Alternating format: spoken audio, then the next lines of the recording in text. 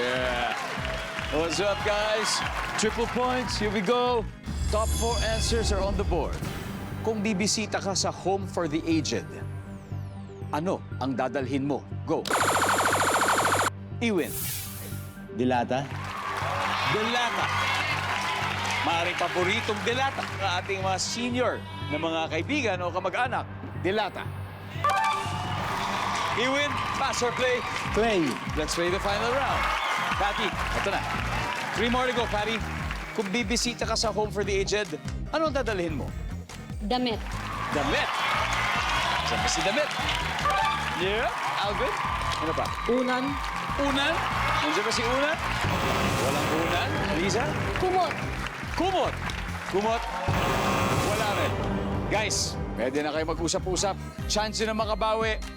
Iwin, again, kung bibisita sa Home for the Aged, ano ang dadalhin mo? Mga gamot? Gamot. Nandiyan ba si Gamot? Yes! Patty, eto na, make or break. Kung mali ang sagot mo rito, may chance silang makasteel. Okay? Here we go. Kung bibisita ka sa Home for the Aged, ano ang dadalhin? Mga panligo. Shampoo. Panligo, mga essentials sa bahay. Essentials, yes. Panligo, eto na kaya ang papapanalo nila. We'll see, panligo. Wala. Haha, haha, pwede pa. Pluto, imagine, Home for the Aged, bibisita ka. Ano ang dadalhin mo? Pera. Pera, sangkay, ano pa? Pera. Pera rin? Pera po. Pera?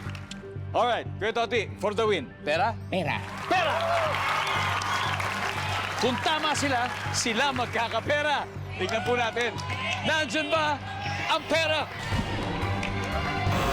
Wala! Isa na lang to, guys. Tignan natin ano kaya yung hindi pa nakuha. Number 2. Diapers.